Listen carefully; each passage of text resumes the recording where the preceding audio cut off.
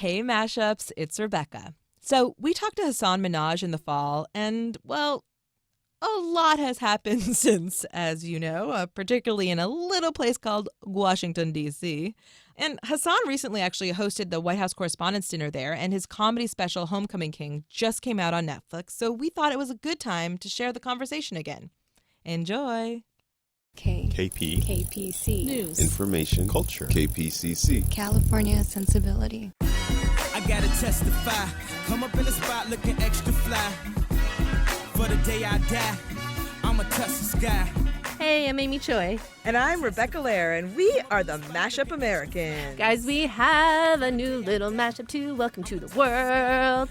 Rebecca is recording this podcast at home with her brand new baby, Clara, in her arms. Clara's amazing. Rebecca, how do you feel? Well, she's a bit of a snorer, so you may hear, she might hear, got a little cough there.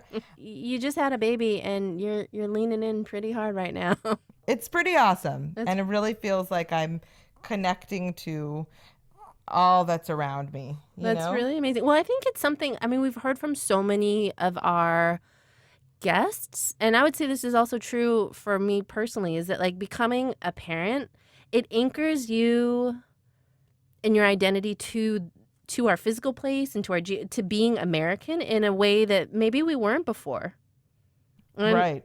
Like you're only a couple weeks into it, but like, do you see that being part of your experience as well? Yeah, it's really interesting. I live now in the neighborhood that I grew up in, or next door, and then I realized my dad grew up in this neighborhood, and so this person is the third generation to grow up in this neighborhood, but to go from an immigrant family to like now being like OG, it's like how quickly that happens. It's like, oh no, she's legit. Like you can't mess with her. She's from Los Feliz. Like it's like she was born in the same hospital my dad was born in. That's now amazing. It's moved places, but like there's a connective tissue that like happened like within a generation, and that is really it's pretty profound. I think like how you can root yourself. Yeah, I think that's so beautiful. I have chosen one aspect of her future already. She's going to be one of our Mash-Up Superpower Avengers. Ooh, totally. Well, so our upcoming guest on the show had this great idea, which is an Avengers team, basically, of mashups. And he's going to be the leader. Hasan Minhaj, our very favorite Daily Show correspondent. Guys, I did this interview while Rebecca was having a baby, so that's why she wasn't there. Remember when he interviewed Justin Trudeau? It's the Daily Show versus Justin Trudeau. Sorry, not sorry. Basically, I'm going to present you a series of things Canada's responsible for, and this is just an open opportunity for you to apologize for said things that you were either sorry for or not sorry. Drake the rapper. Not sorry at all. Drake on Degrassi. Not sorry at all. Degrassi was a great show. This goatee. Yeah, I'm sorry about that. Yeah, that. There was just no call for that. I look like my own evil twin. Yeah, this is. It was Movember. So it was for prostate cancer, but. Yeah, Movember's responsible for this, but whatever's going on in this thing. I said I was sorry. Oh, Dreamboat Trudeau. Dreamboat Two Trudeau. dreamboats in a room. Hello. No, it's so good. Hasan is also the creator and star of Homecoming King, which is his one-man show about the story of what he calls New Brown America, which is basically Mash-Up America. He talks about his family's immigrant experience, his first love, how you never need anybody to co-sign for the American dream. And by the way, that first love of his, white girl from Davis, California, definitely ended up marrying a brown dude. Like a 25-letter last name, which really got me laughing. Oh my God, it was so good. We also got to talking about how he got fired from every job he's ever had, his mashup guilt, and how he remains an eternal optimist. Also, why biryani can actually be a form of terrorism. Rice terrorism. Okay, so with that, on to Hasan. Gotta testify. Come up in the spot looking extra fly. Yeah. For the day I die, I'ma touch the sky. Now let's take them high. Hasan Minhaj, how do you mash up? I think my sort of mashed up identity is I am Indian, American, Muslim, first generation, grew up in Davis, California, which is a very, very Caucasian place. And then I lived in San Francisco for some years. Then I lived in Los Angeles. And then now I live in New York City. There's a lot of mashies in A lot there. of I'm mashing it up. What is your Starbucks name? Starbucks name? Sean. Stop it. It's for real. I just keep it simple. When did you land on Sean? Growing up, I used to have to like introduce myself. And if you're going to pronounce my name correctly, talk about mashup. I've had to deal with concessions or negotiations with the dominant culture. So the way you would pronounce my name is Hasan Minhaj.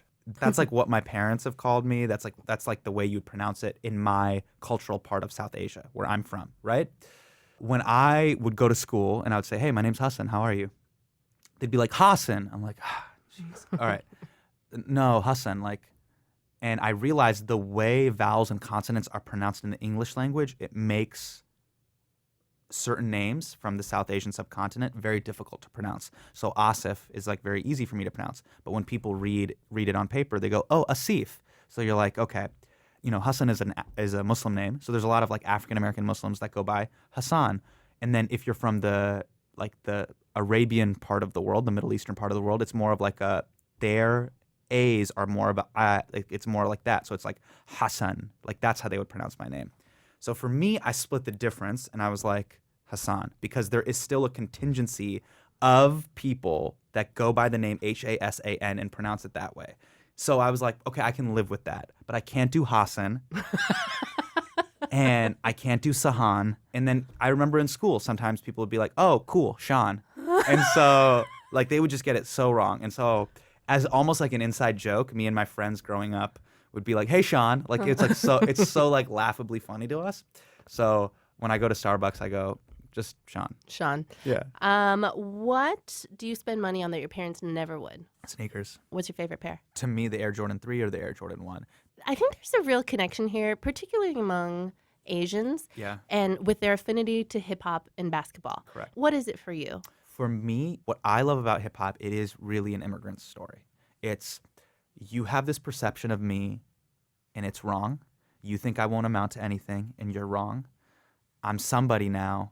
What are you going to say about it now?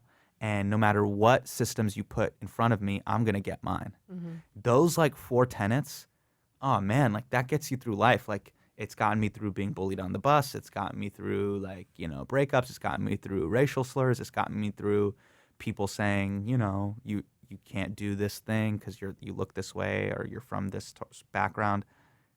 I see all of that in Biggie's music or in Tupac's music and stuff like that. I don't see that in Taylor Swift's music. Right.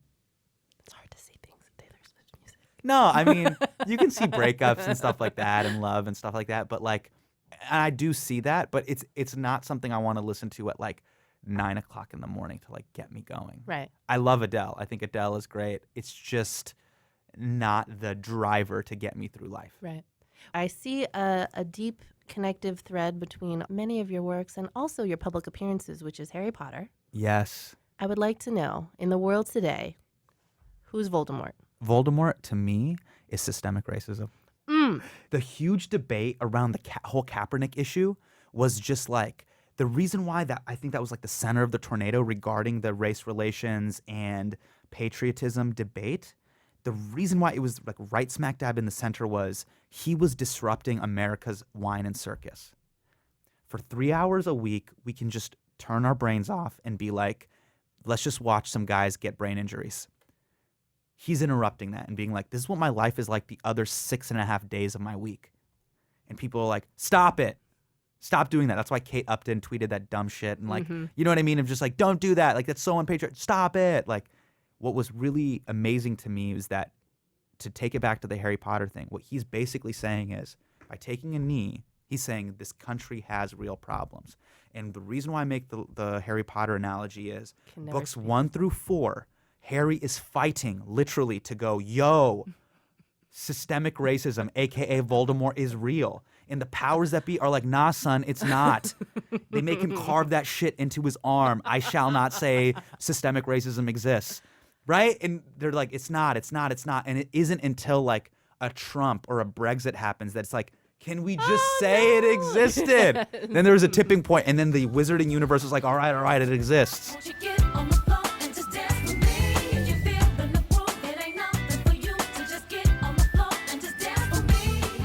If you guys love the stories we share, sign up for our newsletter at mashupamericans.com/newsletter. Every Saturday morning, you'll get our roundup of mashup news from around the world delivered right to you. It'll make you think, laugh, and have your thoughts provoked. Could there be a better way to wake up on the weekend? We think not. So do it. mashupamericans.com/newsletter.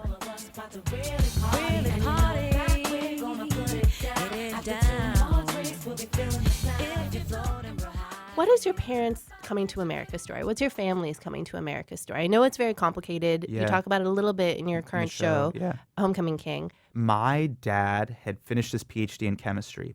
His sister had moved to Davis, actually, Sacramento or Davis, and basically was like, hey, you should come to the States. Like, it's awesome here. Sacramento's really cool. There's an Orange Julius. Like, it's really awesome. You should come here. Who doesn't love Orange And my Julius? dad, she actually sponsored my dad, which is like pretty incredible. And he comes over here and he's living here, and then he's like, I should get married. Like, I should get married now. And he goes back to Aligarh, where my family's from, and marries my mom. They come here to the States and they have me, which is just really wild. Just the way all the events come together, that like I was born here, I got to benefit from that, I become an American citizen. It's huge. And I'm hyper aware of that, given the fact that like I go back and I visit cousins in Delhi and Aligarh, which is wild because you get to literally see how my life would have been. My dad's the only son from his entire family that made it here. I'm his only son. So I'm really like the Simba to his Mufasa. Do you ever feel guilty? Yes. What do you feel like guiltiest about? I feel guilty in the variable that I don't have control over, which is just the way the numbers panned out. Like, Right. The fact that you were just by coincidence landed here. Yeah. Does the guilt drive you in a way that you think pushes your ambition? Yeah, or... for sure. For sure. I definitely see a lot of the things that we had to sort of go through. I talk about it in the show, you know, like meeting my sister. I was 8, my sister was 4. She comes over to the States. We kind of become reunited as a family. That whole story of us. Because your sister and your mom were in India. Yeah. My mom was then in India, and then, you know, it was a slow process for us to all to get together in Davis. Then she went from India, then she had to live in New York, do residency, then she had to do residency in Stockton, then she had to move to Davis. So it was like a really long process just for us to get together.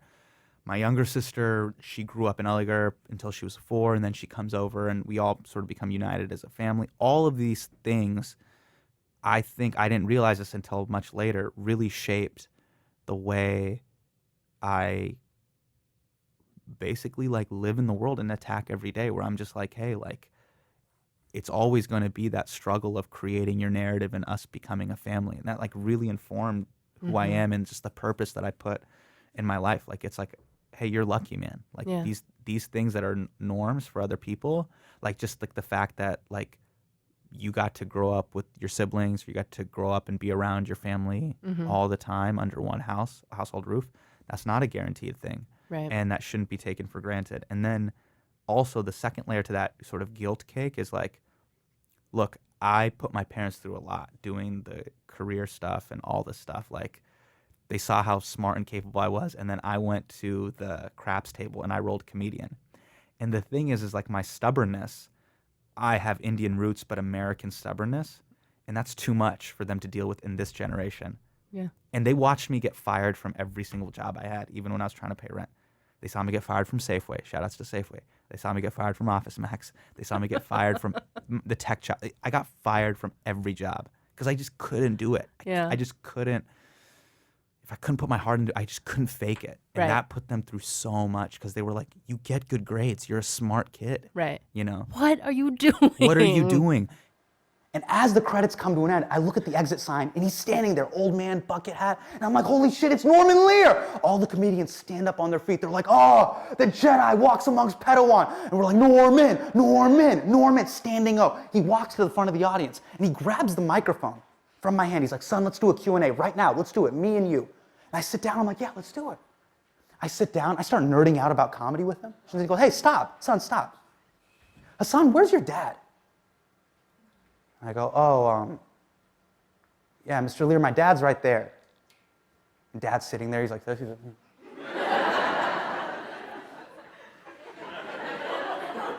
He grabs a microphone from me and he goes, Mr. Minhaj, you know, I've been working with your son, And he's really trying.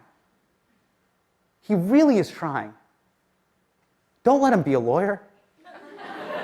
Let him do comedy. Let him change the world. And then again, like I would always always lead with my heart.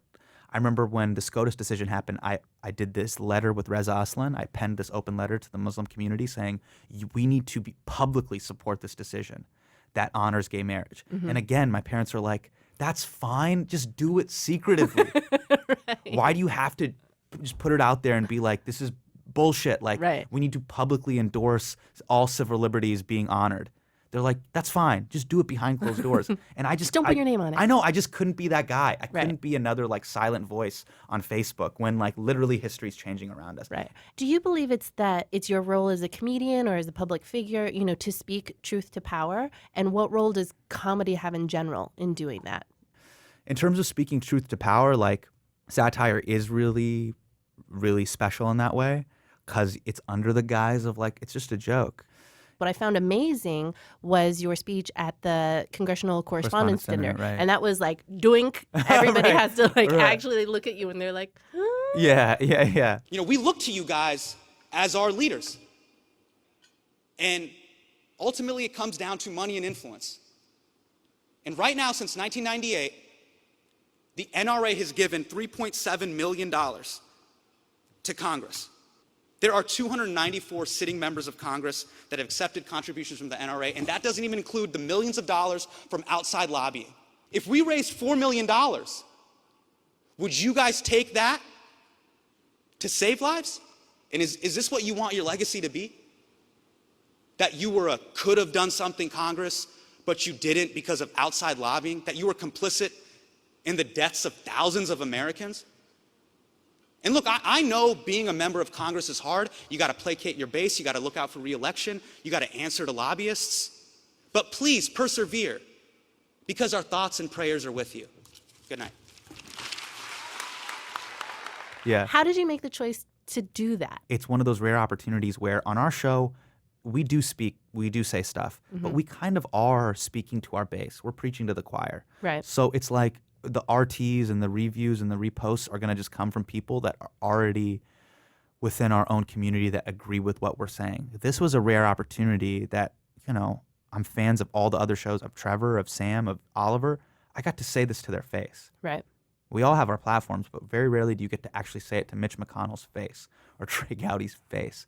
So I was like, if I don't take this opportunity, I would be remiss. It would just be a huge letdown. And then I also became like cognizant and aware of the fact that I'm like, I don't want to crush for them. Like me making them laugh and them being like, you're really good. That would be so sad to be the life of their party. That would suck. Yeah. And by the way, they never invite you back anyways. Right. So it's like, just say what you're going to say. Right. I was like, all right, now I don't want to say that I wasn't nervous. I was nervous. And it was really, really nerve-wracking because the whole night they were all giving each other awards. You don't see this in the clip that everybody was getting awards, everybody was congratulating everybody. I was the keynote of the night. So for like 2.5 hours, I had to watch essentially like what was like a circle jerk and then be like, okay, now I got to go up there and say this stuff. And then you have to be like, okay, I'm going to basically not be that fun. Wah, wah, wah. Yeah. And then I literally... You guys have a job to do. Yeah, like focus on that. We're Orlando was literally 72 hours ago, and we're all just gonna like not talk about gun control. What? And so yeah, it was kind of crazy. I said what I said, and then I looked over at my wife and I was like, we gotta get the fuck out of here. And we literally, in our suits and in her gown, I was in like my tux and she was in her gown, we ran to the Amtrak station in DC and took the midnight Acela out. When people are like, oh, you really told them. I was like, no, I ran out. I did what I did. You're like, these brown people gotta go. Yeah. And then I immediately shat my pants and I was like, let's get out of here.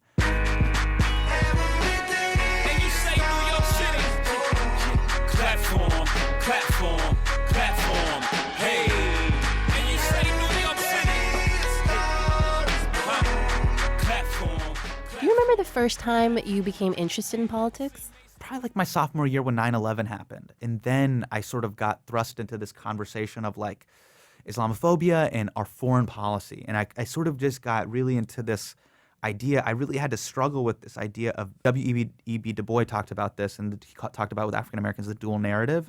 That's where I really started to struggle with that, where it's like, yo, I love America. America's great. Like, it gave me Nintendo 64 and freeways and Starbucks and Wi-Fi and like Flushing toilets. track housing and flushing toilets, like these amazing things that are just like standard fare from Davis to Iowa to New York. That's amazing.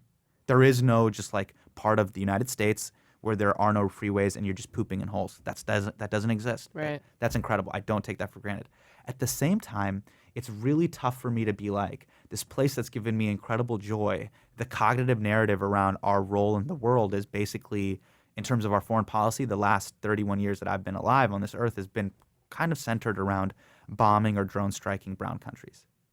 It's been really hard for me to see both of those things go on. I've had to sort of figure out, well, what's my place in all of this? Well, especially when the event that triggers that in-depth line of thinking is one that also triggers an immense amount of hatred towards people like you. Yes. Yeah. So grappling with that and being like, whoa, hold up. Yeah. I thought we were here in this together. Yeah, and it's like, nah. It was a defining moment. I remember September 12th, like the day after, my dad sort of held this like group meeting at the table and was like, all right, Hasan, whatever you do, don't tell people you're Muslim and don't talk about politics. And I was like, all right, cool. I'm just going to hide it, Dad. Like, obviously, it's not clear through my name and like my skin color. But I talk about this briefly in the show that night there was also these kids like basically like smashed the windows on our car. There was kind of like a hate crime. And I ran out and I saw like me and Dad, and we ran outside to the driveway and all the windows on the car were smashed. And I reached in and I saw that they had opened my backpack. So I tried to pull out my backpack and all this like a piece of glass got caught in my arm and it's like blood is gushing down my arm. And I remember being so like livid because these kids had called our house and prank called us, and then they had smashed our windows. So I was running up and down the cul-de-sac like looking for these kids in the bushes and the trees. Like they're watching us because they just called us and then they smashed in these windows. And I looked into the street and my dad was just like sweeping glass out of the road. Like he worked at like a hate crime barber shop, you know, it's just like, oh man, we got customers. We got to get rid of this glass. Like he's like barefoot in his pajamas, like sweeping. That way the neighbors couldn't see. He didn't want the neighbors to see. Right. And I remember looking at him and be like, Dad, why aren't you mad? Like, why aren't you upset? And my dad in Hindi was like, Hasan, ye cheeze to hote or ye cheeze hoenge. Like these things happen and these things will continue to happen. That's the price we pay for being here. And that's when I really realized, I was like, oh, we're just from two different generations. Like my dad is from the generation where he feels like if you come to America, you pay an American dream tax, you're going to endure some racism, and if it doesn't cost you your life, well, you lucked out. And then I'm from the generation where I'm like, I actually have a little bit of entitlement. I'm like, dude, I was born here. Like, I don't deserve this. Like, I saw this. I studied this in Honors Gov. It says all men are created equal, life, liberty, pursuit of happiness. Like, we don't deserve this. Like, this is not happening to our neighbors. Like, why is this happening to us? And I constantly, my pendulum swings between those two. There's some days where I'm like, my dad, I just put my head down and go. And there's other days where I'm like, no, I got to like speak up. You have a line in your show where you talk about, you know, there was a point where you wished that you were white. Correct. Wish that you could grow up and be white. Do you remember when that ended? I struggled with it for a long time. It kept evolving. It wasn't like, oh, I wish I was white. It became like, I wish I was accepted.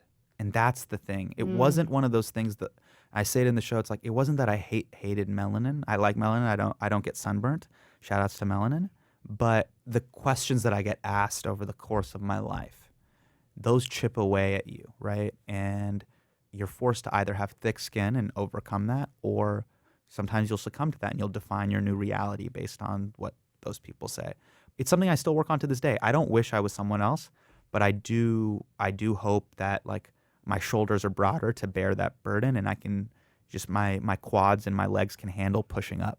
Honestly, like just give me the strength to break through it. Does your anger, does that drive you, do you think? I think sometimes, and that's not good. What keeps you hopeful?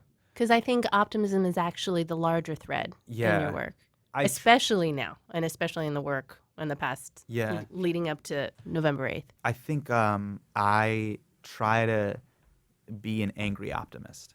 And what I mean by that is like being like, I'm upset by the current state of what's happening in this country and in the world, but I am incredibly optimistic in my position in the world, specifically in this country. And I am hyper aware of the potential that this country has.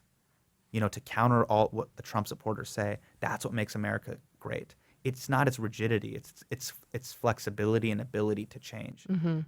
That's what we need to take advantage of while we're still an amazing country. Right. So I'm an angry optimist. I'm like, look, things aren't good. There's tremendous room for improvement. That being said, the place where it's possible is here. These next, 20, 30, 40, 50 years that I'm going to be alive, hopefully, I got to spend it trying to move the needle forward just a little bit. Mm-hmm. Do you feel like you need to, as you get more and more and more famous, Yeah. repping one identity over the other? Oof, it gets really complicated because, man, there's times where it's like I want to rep, and there's also times where I feel like I don't want to just be confined to one thing. Mm-hmm. Like there's 7.6 billion people in the world.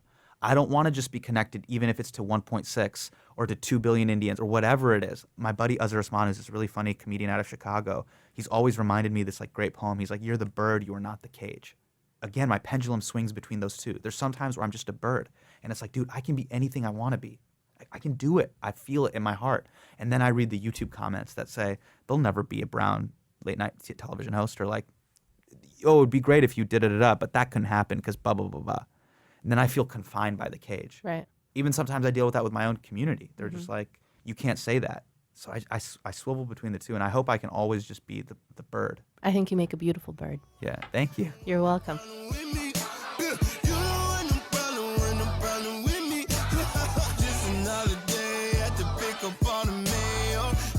Next up on our podcast is world-class design thinker, the legendary John Maeda, who is third-generation Japanese on his mom's side and first-generation Japanese on his dad's. We talk about how our mashiness informs everything we do and interact with. Subscribe at itunes.com/mashup.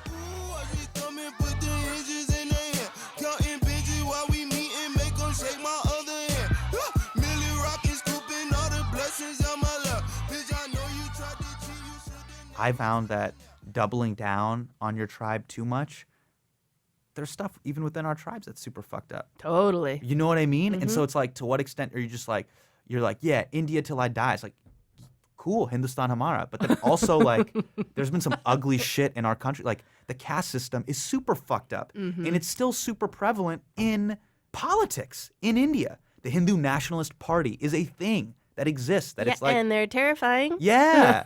So it's like, yo, that's fucked up. If I'm a bad Desi for like talking about that, so be it. And that, again, that's that pendulum of like, yo, I'm proud. I love Bollywood movies. I love Shah Rukh Khan. I love our culture. I love certain things about it. I love respecting our parents. Blah, blah, blah. But then this thing, no, I don't respect that. Right. And I've tried to live my life where I've kind of I've treated it like biryani, where I move the good stuff towards me, and then I push the weird shit to the side. Right. Because there's some weird stuff in biryani, too. There's like weird little black balls, like acorns and shit. Like there's like weird Isn't that stuff. like the cardamom? Yeah. And I'm like, and then you eat it and you're like, ah. Like, yeah. That's rice terrorism. You're just like, I didn't want that. And so, you push that weird stuff to the side. That's the way I've tried to lead all of my identities. Like I'm gonna siphon the good stuff, and then almost like a French press, keep the weird, ugly coffee grounds of these other things out. And that hopefully the strain of what I'm brewing in my body is the best thing of all these mashed up cultures. Have you ever felt like this? Have you ever felt confined by the current time that you live in? This sounds so, I sound like I'm high right now, but what I mean by that is like, what did you take before you came into the studio? No, I'm thinking about this all the time. Like younger artists sometimes ask me for advice, and I feel so flattered when they're just like, what should I do? And in addition to the regular stuff of like, I'm like, write from your heart and work really hard. The third thing I always tell them is like, have audacity, man. Mm-hmm. Have the audacity to be like, dude, I want the whole pie. I don't want just a piece of it. Have the audacity to be Zayn Malik. Mm-hmm. Oh, that's right, Zayn. Zayn's You go like, for it. Zayn's like, I'm going to be the hottest dude in One Direction. I'm going to be the Justin Timberlake. I'm going to leave and go solo. I'm going to date the model. I'm going to be that guy. Mm-hmm. And have the best hair. And have the best hair. And be that, like, I'm going to be that dude. And I don't care that my name is Zayn Malik. Right. Like, do you know what I mean? He just has that audacity. And when I see him, I'm just like, I love you, Zayn. I know. Like, you're just walking in your greatness. Yeah, no, I mean, the ability to redefine what your reality is. Yeah. So if you feel confined by the time that you're in, and I totally hear you, I would say I grew up, I'm a little bit older than you. Yeah. In a time when like Asians were just starting to find their voice. Yeah. As a political community, as Americans, Yeah. and like leaning more on that side of the hyphen than the other. Yeah. Where it became people were fighting against the model minority stereotype instead of embracing it in some way or Yeah. aligning with it in some way. So, that question of advice, when people ask me I'm like, just remember that you're a whole person, which Yeah. I don't think, I'm 37. Yeah. It was only like in the past few years when I felt like that was acceptable I for know. Can I ask you this too?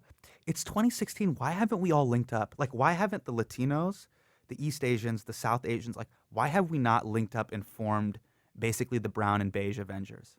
How has that not happened in like a national membership front yet? Drive. Like, I hope that starts to happen. Like, again, like knowing our value and our worth. There still has been this, like, we're just little chunks of the graph. Mm-hmm. And I wish those parts of the little graph, not to get all math nerdy, but like just like reach out like arms and then go like, yo, we're the majority.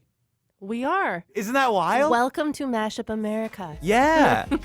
Thank you so much, Hasan. Thank you. This was amazing. It was really fun.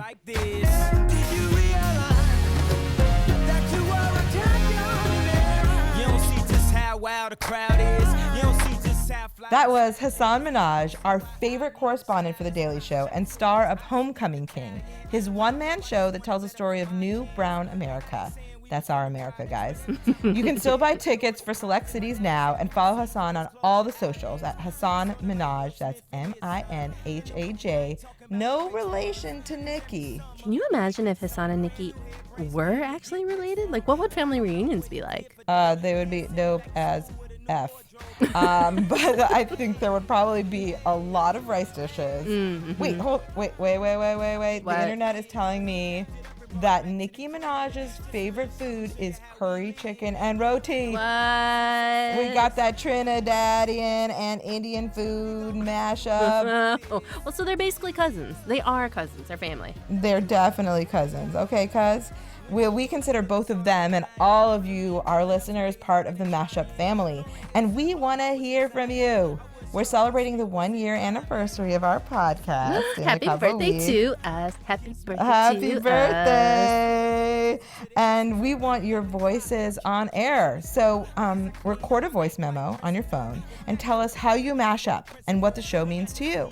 And email it to yo@mashupamericans.com. We will be listening. We will wait so patiently for those. Well, not that patiently. Nah, we're not patient. That's not really what we're good at. We're good at other things, not so much the being patient. The Mash-Up Americans are me, Amy Choi. And me, Rebecca Lehrer. Our producer today was Jocelyn Gonzalez. Our show is produced by American Public Media and Southern California Public Radio, KPCC. We're also supported in part by an award from the National Endowment for the Arts on the web at arts.gov. Later. Bye-bye. To be number one. Did you realize that you are a champion? Yes, I did. So I packed it up and brought it back to the crib. Just a little something, show you how we live.